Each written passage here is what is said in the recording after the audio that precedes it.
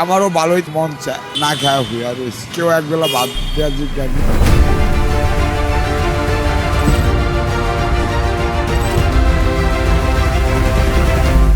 উপরে চাকচিক্যময় মেট্রো রেলের লাইন আর নিচে রাস্তার ডিভাইডার দখল করে চলে নেশা আর চুরি ছিনতাই। এ যেন বাতির নিচে অন্ধকার।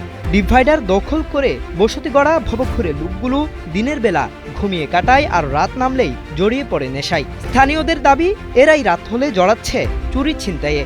আমরা চুরি চিন্তা করলে রাস্তায় রাস্তায় ঘুমাবো, আমার বাসা থাকবো বড় বড় বিল্ডিং থেকে, আমরা চুরি গ্রহণ করবো। এটা ওই রাস্তায় রাস্তায় কাগজ টুকাজ টুকিয়া দোকানে নিয়ে যাবে, তারপরে আমার চারটি খাবার দাবার আমরা ধান্দা করি, ব্যবস্থা হয়। তা আমাকে মানুষ কি কারণে চলবো? পলিথিনের ঘর আর মাটির বিছানাতেই এদের জীবন।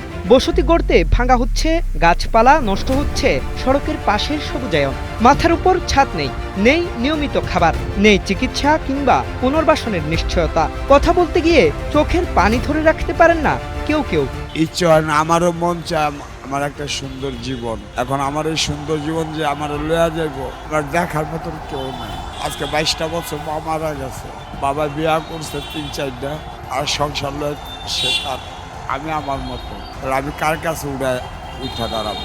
খাই না না খাই, কিন্তু কোনো সরকার তো আমাদের প্রতি দেখবো না। চোরের মারলো, চোরের ভাবে কাঁদবে না। প্রশ্ন উঠে, এসব ভবঘুরে মানুষের দেখভাল ও পুনর্বাসনের দায়িত্ব কার? সিটি কর্পোরেশন নাকি সমাজসেবা অধিদপ্তরের? প্রশ্নের উত্তরে নাম প্রকাশে অনিচ্ছুক সিটি কর্পোরেশনের এক কর্মকর্তা অভিযোগের তীর ছুড়ে দেন সমাজসেবা অধিদপ্তরের দিকে। বলেন তাদের চিঠিও দেয়া হয়েছে, কিন্তু সাড়া পাওয়া যায়নি। ভবঘুরে যারা আছে এদের নিয়ে সরকারের কোন ডিপার্টমেন্ট কাজ করে? সেটা হচ্ছে সমাজসেবা অধিদপ্তর। লোকাল সিটি কর্পোরেশনের অনেকগুলো কেপিআই এর আশেপাশে তারা যে অবস্থান করছে, অনেকগুলো ডিপার্টমেন্ট থেকে এই ধরনের উচ্ছেদের জন্য আমাদের সম্পত্তি বিভাগে তারা চিঠি পাঠিয়েছে। সংশ্লিষ্ট ডিপার্টমেন্টকে আমরা চিঠি দিয়েছি। লোকাল সিটি কর্পোরেশন থেকে লিখিতভাবে একাধিক চিঠি দেওয়া হয়েছে। এটা আসলে আরেকটু বড় আকারে করতে হবে। সমাজসেবা অধিদপ্তরের দরজায় একই প্রশ্ন নিয়ে গেলে জানানো হয়, রাস্তায় বসতি গড়াদের নিয়ে তাদের কাজ নয়, তারা দেখেন ভবঘুরে কিংবা পাগলদের। উনি না জানেন আমাদের দায়িত্ব, উনি আমরা যেটা বলে কিভাবে ওরা একটা সিস্টেমে বলতে হবে। নিয়ে আমাদের বিভিন্ন এনজিও কাজ করে, এটা আমাদের রেজিস্টার, প্লাস আমাদের কিছু প্রজেক্ট আছে ওরা কাজ করে।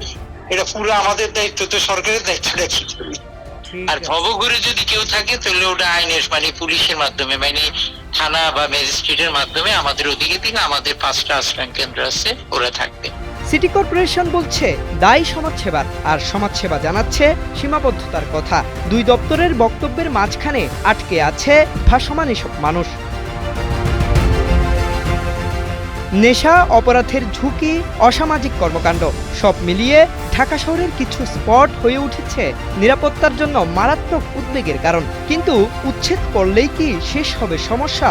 জায়গা বদলালেই কি বদলে যাবে জীবন? জাহেদুল ইসলাম আরিফ, সময়ের আলো, ঢাকা।